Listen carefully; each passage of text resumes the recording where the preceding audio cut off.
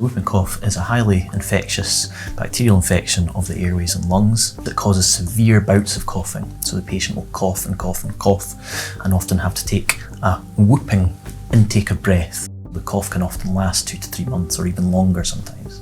And it's very important to remember to get your child vaccinated. It's a safe and effective vaccine.